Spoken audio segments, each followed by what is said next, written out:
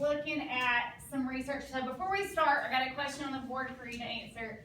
How do you think the majority of Alexander students feel about their own skills in organization and time management? So I put some emojis up there for you with some thought bubbles and some captions to see kind of what you think kids feel like.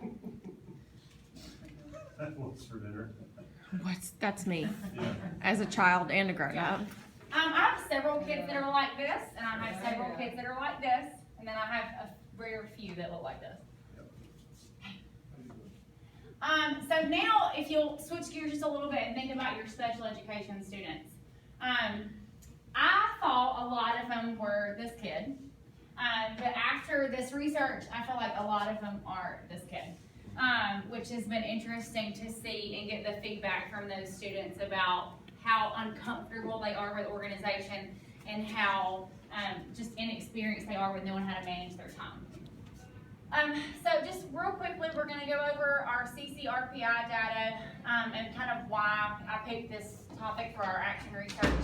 And then I'll go over the methodology used for the process and then kind of discuss what we found out at the end.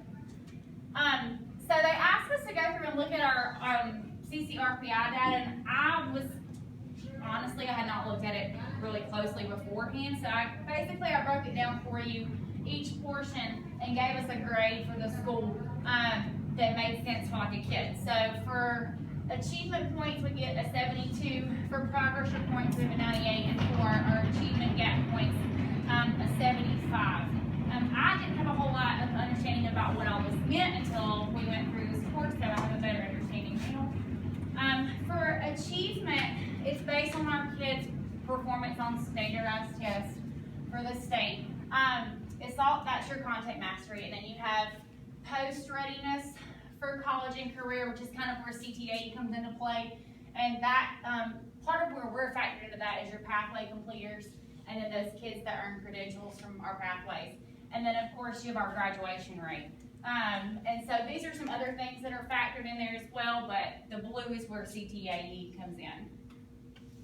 Our progress points, we do really, really well here with a 98%. It's not something we really need to focus on because our kids are showing growth. So that's a really good thing. We're now needing to target more about what are they actually doing on these end of course tests. And then finally, our achievement gap points, we have a 75. And for this one, you're looking at, are those kids below 25% actually going through, and what are they scoring on against the state average? You get extra points for challenge points if our subgroups meet their performance targets. Again, the blue is where things that we can do in the CTAE department to improve this, making sure our kids are pathway completers, even the work-based kids, and supporting them, and then making sure we're using data, which was kind of where we went with this project. So this is our flags of where we're at. And when I sat in and looked at all the data, I noticed a couple of things. But I'll ask you first if you noticed what you noticed first. And this is the first sheet on your handout, broken down for you. But up here it's a little bit more in color, and I'll email it out to you too so you can see it.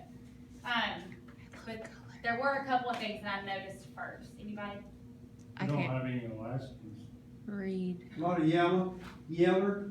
A lot of yellow, and we have more red than I thought we would, honestly. I can't see Math. anything. It's a struggle. Yep. If you isolate the social studies department, they do a really, really nice job comparatively, which is something that stuck out to me. They have the most green out of any of us. Any of our students or subgroups. If you look across, these are your subgroups that come across. And even in the subgroups, they do well. However, at the bottom, and this was something that stuck out to me, our subgroup of our special needs kids are still not meeting state targets, and they're not meeting their subgroup targets, which means they're not even performing at the same rate of other special ed students in the state. So we're below for our special needs students regardless. So when we looked at that, it made me start thinking about the special needs kids in my room, or those kids who are on the border. And Christy Folks and I got in a conversation about what we thought was imperative for those kids or why they're not succeeding. And her big feedback was they're not organized. They can't keep up with anything. So real quick, if you have a cell phone, if you don't, it's not a big deal, but it's real quick. If you'll text Courtney Walk 257 to this number, and then anything that you felt like that jumped out at you that surprised you from our CCRPI data, if you'll log it on there real quick for me. And then when you use Poll Everywhere, this is a cool app I've done with my kids before. It creates a Wordle of your responses. It's If you don't have your cell phone, that's not a big deal, but if you do, they'll pop up on the screen. Anybody else kind of surprised by anything they saw? Our children apparently do not like or perform well with physical science. Yes. Or lots of red flags It's there. the math.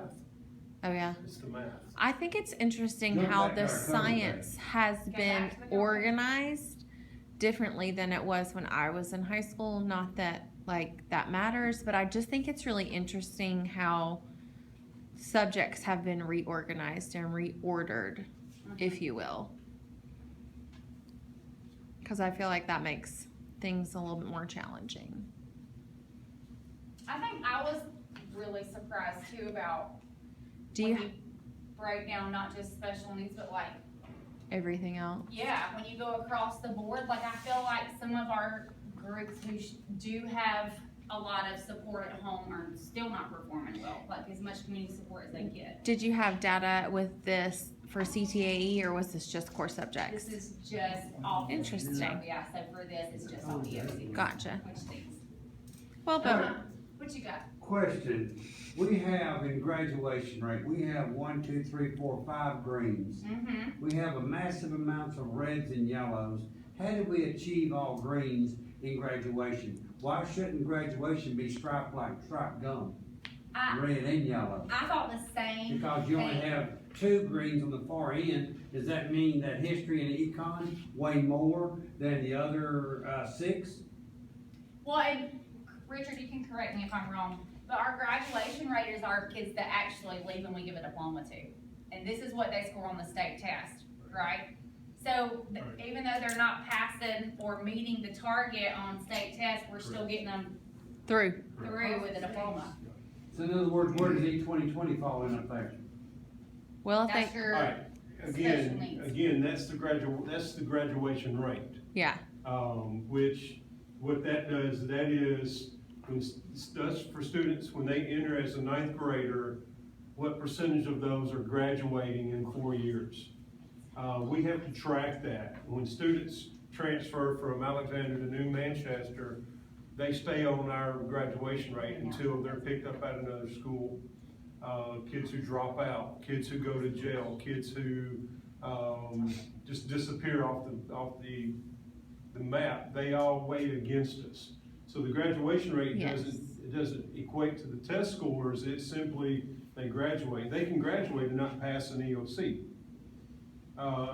So when they don't pass the EOC, it hurts that column, that data, but so it is a little different. And this is special needs Well, data. it's which is special special well, needs. no, the bottom row that we had highlighted, that one is special needs. Everything else is everyone else in the Well, it says bunch. under the triangle, it says students with disabilities.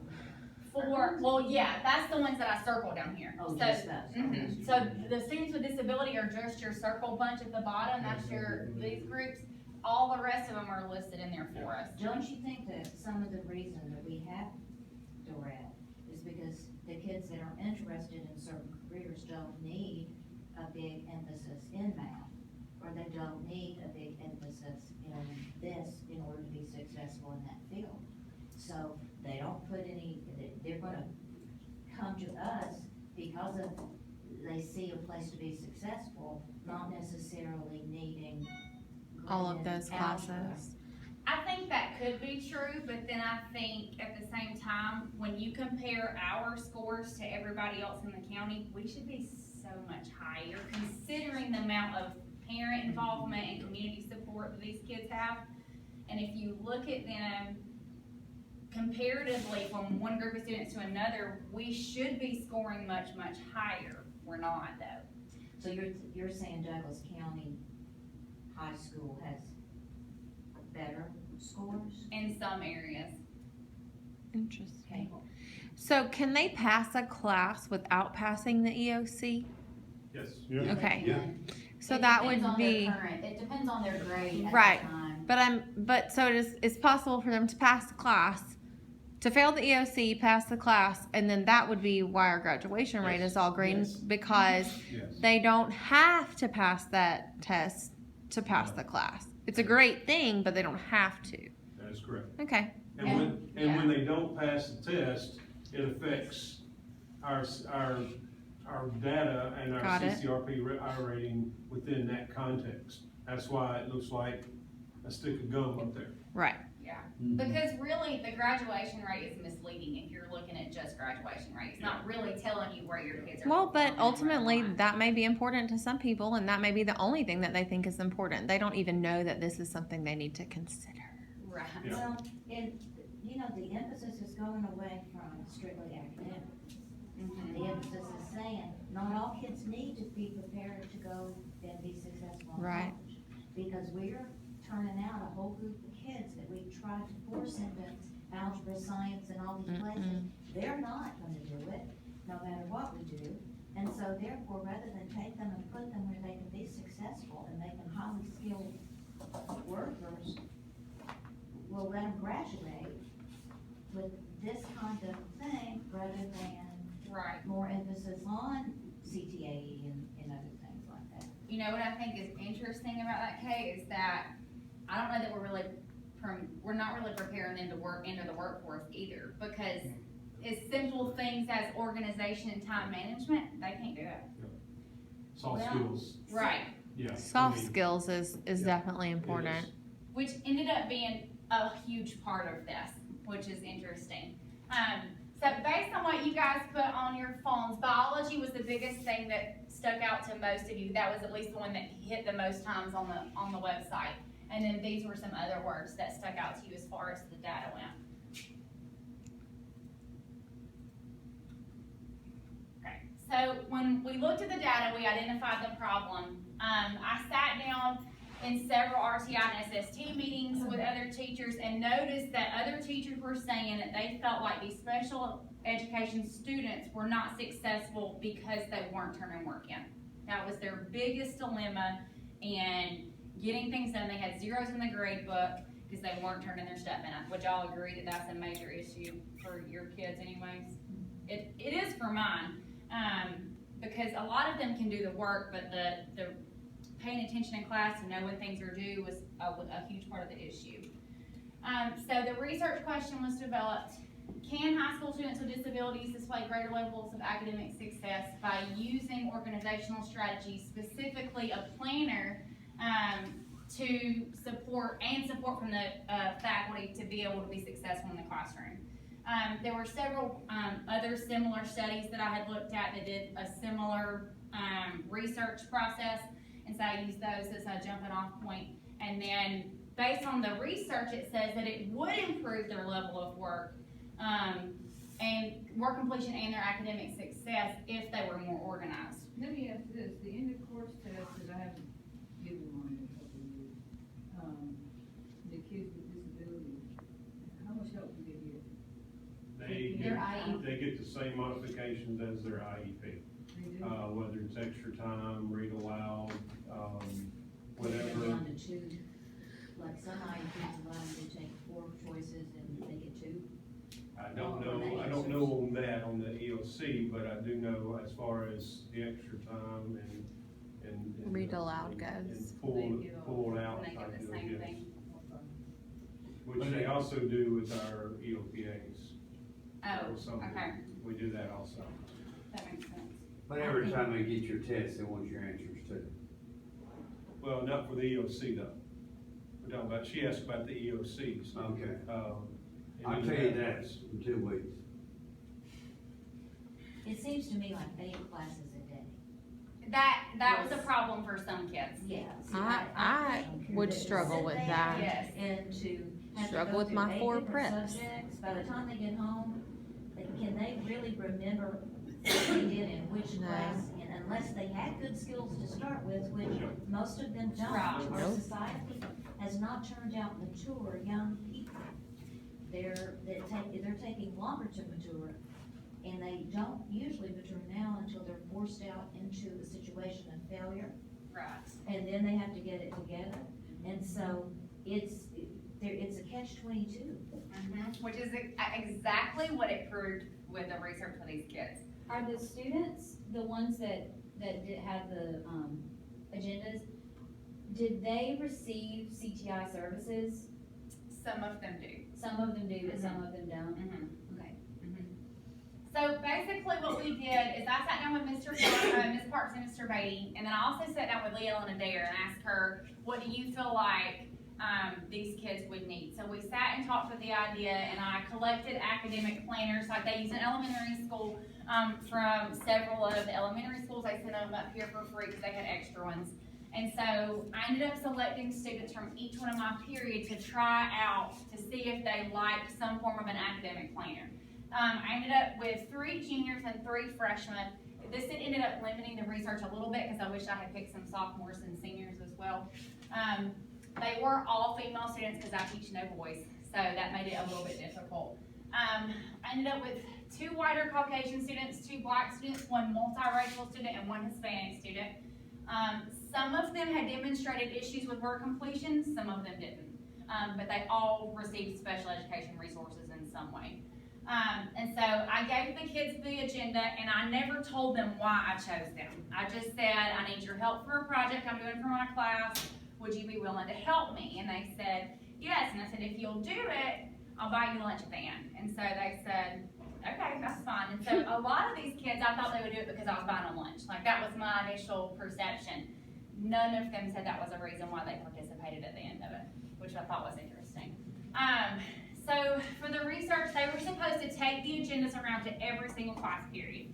And at the end of each class period, I instructed them to summarize with 2 or 3 words, what did you do today? Like, that's all you have to tell me. Did you review notes? Did you do a study guide? Did your teacher do a video? What did you do? Jot down what you did, and then have the teacher initial it before you leave. So some of them used it with fidelity, and some of them did not. This is one of my juniors, and surprisingly, she used it the most. As far as writing things down. This was another junior's agenda. She basically wrote every single day in every single class period. Then I had one of my freshmen. And after the first week, this is what hers looked like. Pretty much the rest of the time. All my freshmen weren't like this though. She was the only one out of the 3 freshmen that did it this way. The other 2 used theirs the same way that the 2 juniors did. I had another junior and hers looked like this. So the age really didn't have too much of an indicator. So for the findings, after we finished, the study lasted a little over a month, and then I took the agendas back from them. The findings said that basically the kids who were more motivated to use it off the rip did better and had better results. Age and grade did not affect the students' follow through.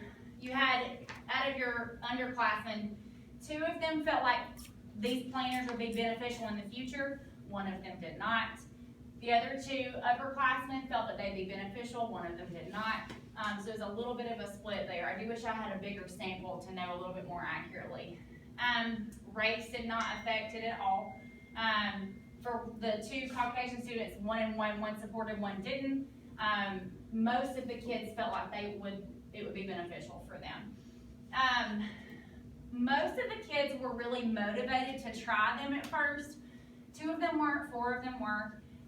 It just kind of depended. For student A, this was one of my freshmen, she said, now I'm more focused on writing things down so I can remember and more focused on doing homework. Another student, this one was a junior, I thought it would help me get my work done and bring up my grades, and it did. So most of them felt like it was positive at the end of it. These were just some of the survey results from each one of them. I'm going to email this PowerPoint out at the end, so if you want to read them, you're more than welcome to. I asked them to rate what they felt, how helpful they thought the planner was in keeping up with their assignments and focusing in class, and whether or not it was helpful for them to turn assignments in on time. These 2 were very favorable, and they did really well. You had a couple that did not These were they were very, very favorable of the agendas. These were my two that were not. And they didn't really take it around. They did it the first week, and then after that, they were like, I'm not really into that anymore. Both of these said that they did it for teacher approval. I just wanted to help you out. Interesting comment. What did you not like about using the planner? It was hard doing all the work and trying to get it signed in time. Mm-hmm. So how do you, and that's something you and I can talk about, how do we address that? Because that's gonna be probably the problem with a lot of these kids. They're already unorganized. Yeah. They're already playing catch up. Yep. Now, one more thing to do when everybody's rushing out. Right. So we can have a discussion about how do we address the time part? And we already have a couple things, so. Yes. And what's funny is this was my kid who gave up on it after 3 days. She said, and it's the one that you talked to me about. And she literally said, that was overwhelming for me. I couldn't do that. My other one said, it made it way better for me because I at least could walk out of there. If I knew in 3 words what I did today, the next day when I walked in, I looked at it when we started class and I would go, okay, yesterday we did this, so today we're talking about this. Like it was a. But Even what's just- funny is the student L, the freshman, even though that was how she felt about the agendas, I have gotten missing work from them. Like I've gotten some Really? missing assignments. I feel like it would be helpful. I can't imagine having homework in 8 classes. Yeah. And even if I didn't have homework in 8 classes, I mean, in high school, all I had to keep up with was 4. Mm-hmm. And, at least one of those was an elective that I didn't typically have homework for. But I can't imagine trying to keep up with everything I had to do for 8 classes. And I can't imagine. And not having writing it down somewhere, That's like what blows me not away. having an agenda. The modified block that's Yeah. at the other, like. Oh, that- no. What, the type of organization that's gonna require if. What you got? You techno girls, is there not an app on your phone? I might have a That's where we're calendar. going. Is there not an app on your I have a phone that calendar. you can put it in your telephone? Yes. That you have your agenda instead of having a written one? Because I know a number of you are adding your information for I've gotta be here, I've gotta be there. So, I'm not an app person, maybe Well, y'all. there are There's a apps. really great app for our household. It's And- called Wonderlist. I'm glad you said that. And Mandy, I was gonna ask for Mandy something. Johnson has told me that at CCI, they use Outlook, and it's set up on the calendar For the kids? for the kids. Yeah. Everybody uses it, so when the teacher puts something on, they get alerts. So we're in discussion about That's a pretty way cool. to use technology because, and we even mentioned, kids will lose a book, they're not gonna lose their phone. Which is funny because I Um, have missing data because one of them hasn't turned their agenda into me. Yeah. Which is exactly Perfect. spot on with that. Perfect. When you look at, I think what's interesting, after it was over with, I sent out a survey to teachers that had these students and I sent a survey to kids that took the agendas home. And I asked them pretty much similar questions about this part. Did you feel like the agendas were helpful in improving their attention in class and work completion? And what was funny to me or interesting was that the kids rated themselves higher every time than the teachers did. Across the board, the kids rated their performance higher than the teachers rated it. Which to me says that we're not clarifying what our expectations are in class. If the kids think that they're performing here and we think they're performing here, there's a gap somewhere between Right. what they think and what we think. Well, when you say there's a trophy for every child, there's nobody there's not a winner, there's not a loser, there's not somebody better, there's not somebody not. I think society's in a changing mode now, because it's not been working. Yeah. And so we've had to come to grips with what we kind of created. And now we have them here, and we don't know exactly what to do with them. It's not their fault. In that their expectations, they see themselves as consistently higher than we do, because it's true, they are not meeting expectations. Mm-hmm. And So what's next? So, once we identified there was a lack of communication between teacher and student, I think that is where we're kind of at a hold about how do we hold them accountable but not baby them, because a lot of the kids said that They did feel like if it was helpful, they thought it was great. However, when you look at the actual usage, this is the actual usage based on, took a record of exactly how many times each kid summarized and each kid got signatures in their agenda. And if you pay attention, the red is how many times they summarized. So they are using them. All of them are using them, but the amount of signatures they got was significantly lower. I thought that for the most part, that was because they were embarrassed. But when I talked to some of them and asked why they felt like there was a discrepancy, it was the time factor, Richard, because that was what Bethany looked at me and she said, Ms. Walker, I liked it. She said, but there are certain classes that I literally didn't have time to get it out, get it signed, and get to my next class. And she said, it wasn't an embarrassment factor for me. I just didn't have time to do it. And I was like, oh, well, that makes perfect sense. And my class would probably be one of those. Well, and she, Because there's a lot of times where it's, bells ringing, they're running out the door, and that's where your activating, summarizing strategies come in. If you get those ingrained in your lessons where, you're taking those couple minutes at the end of each class to summarize, whether it's a ticket out the door, whatever it is, that's, to them, they're getting that check, could be their ticket out the door. We just have to utilize that. well, and what was interesting, because this is some of the feedback from the teachers, and in all of their responses, they felt like kids weren't getting the agenda signed because they weren't using them. That was their perception. So because you didn't come get my signature, you're not using the agenda. And they felt like kids didn't really care about it. That's why their work was an improvement, because they weren't using the agenda because they never saw it. And then for the kids' perspective, it was, no, I'm using it, I just didn't have time to bring it to you. So there was a gap in their two perceptions of why they had it and why they didn't. Even though teachers didn't necessarily feel like it made a huge, vast improvement number-wise when they rated on the scales, all of them except for one said, I'd like to see something like this for my kids next year, which I thought was interesting that they favored the tool, even though based on their numbers, you wouldn't have thought that they supported it, but they do. And then again, with your data usage, again, the kids said, I don't like having the teacher sign it. That was their biggest complaint. We don't mind using it. I love the tool. I don't like having the teacher to sign the agenda. One student, back to our student L, felt really overwhelmed with the process. And so I think for us, that means somewhere in there, we're gonna have to provide those lessons in soft skills. We're gonna have to spend time at the beginning of the year teaching organizational strategies and teaching kids, how do I manage my time? How do I organize my materials? And I think for us in CTAE, we have a whole lot of more flexibility compared to other subject areas to spend a good bit of time on that. It's in our standards anyways, so. And then, so Richard and I came to him with this idea of us finding some way to roll these out for next year. And so we discussed the CTAE department trying this with our CTI students next year.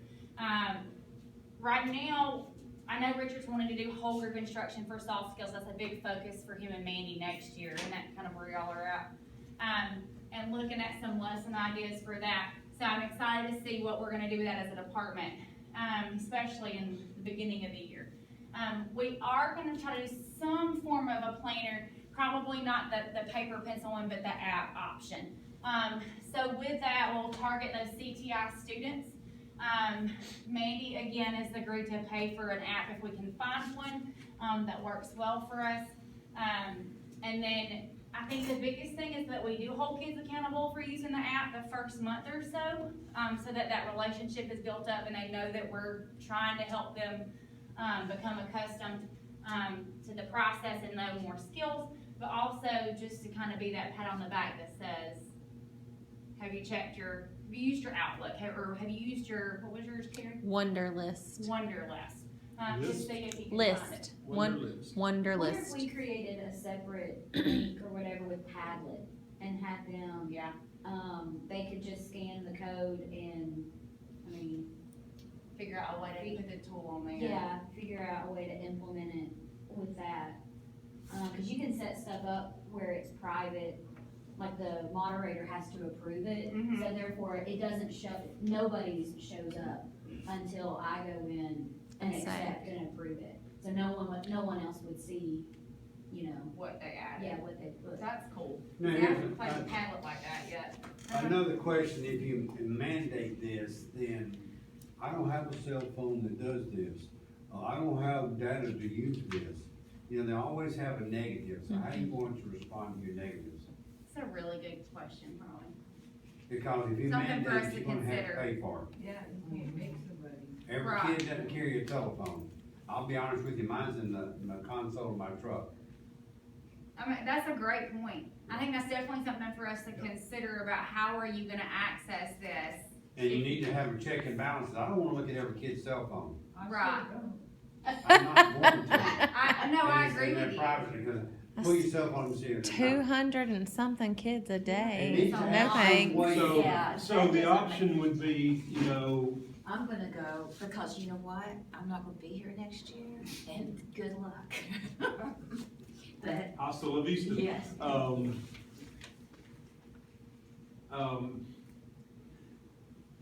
What we need to look at is, we still can utilize technology. It could be a web-based, Yeah. app. It can be web-based, not necessarily phone-based. I mean, I still think that there's some validity in pen and paper because Yes. they are so dependent on their cell phones that and that can be taken away, that can be lost, that can be discarded in a nanosecond. Not that a pen and paper can't, all of those things can't happen in pen and paper, but I know for me as a student, as a person, as a grown-up, I'm much more likely to remember something if I write it down. Even putting it into my phone, I'm not as likely to remember it as I am if I put it on a piece of paper and wrote it with my hand. Well, I'm you just need to- not. Also feel like I need to do, and this is something I've got on the to-do list for next year, is, working more with their study skills teachers. Sometimes I forget that they have that because they do receive the CTI services, Right. which is a whole other can of worms, but, I feel like working with their study skills teacher is gonna put more of the emphasis on them doing their work, Mhm. not necessarily adults coming after them saying, hey, you need to come with me because we've gotta do some makeup work. Right. So, I know that's something that, so maybe in some way, I mean, I know also at the middle school, when we did agendas, they told us that we could put just the blurbs of what we were kinda doing for the week. That way the kids could go ahead and fill out at one time for the week what we were doing, and then we could just go around and check That's a it. good idea. And Like on Mondays, have them shoot it out. so, I mean, it could just be on your board when they come in, and then they write it down real quick, and then you move along with your lesson, and, you know. Or even Fridays too, like summarizing what you did the week. This is what we did Monday, Tuesday, Wednesday, Thursday, Friday. And then this will prep you for next week. And so, I'm sorry. no, go ahead. Well, this is amazing, I'm in this meeting, this is crazy. This has been on my heart for so long. But I started there's two things, but I won't mention but one of them. You're talking about the teacher signing it. When I do the notebooks in physics, and you know, that's kind of there's all ranges of kids in there. But when I stamp it with a smiley face, they get fired up about it. Yes, Yeah, they do. You know, I'm like, I have heard a, about your smiley face. I have a smiley face stamp Yeah. too, and thumbs up. yeah, and I have a "You're Awesome" stamp. Yeah. Kid gave it to me Yes. when I stamped it. So that's kind of interesting. That Yeah. I didn't want them to, the special ed kids didn't want them to do it, but maybe it was a part of the whole deal, you know, Yeah. but. Well, I like it when I give them their work back. I'll sometimes not put anything on there. Miss Cochran, this doesn't have a check on it, and but you didn't put anything on here, and I'm like, what? But y'all know that a check means 100. That's all it is. Yeah. Oh, okay. But, It's yeah, okay. I mean, like they panic. There's not anything on here. Did you put it in there? I'm like, yes, I did. I swear. They did that in elementary school. Now, this implementation needs to be in middle school. Because by the time we get a ninth grader here, he should already have this embedded in his mind. We're starting in high school for something that should have been started in elementary school. Because my wife, first grade teacher, boy, she stickered them to death, she candied them, she stamped their hands, she did all kinds of Right, stuff. but- And they expected it, Yep. and they were rewarded, but then we've gotten away from that. But you know what, Charlie? They do use them in middle school. Yep. Because my daughter's in 7th grade at Fairplay, and she brings this thing every night, and I have to sign it every day. And That's her good. teachers initial every day. I mean, they are in this process, but we get them up here, and we throw them in 8 periods a day and Yeah. say, No good worries. luck. Yeah. No tool, no strategy, no nothing. We used to And have they freshman all like planners, to do didn't it. we? I feel like with some of the students, particularly ones with the CTI services, there needs to be more of a check-in time. Like, not your IEPs that you have once a year or twice a year, depending on, anything, but just a brief check-in with your teachers. Mhm. Like, hey, how's this, how are your grades doing? Okay, you got this.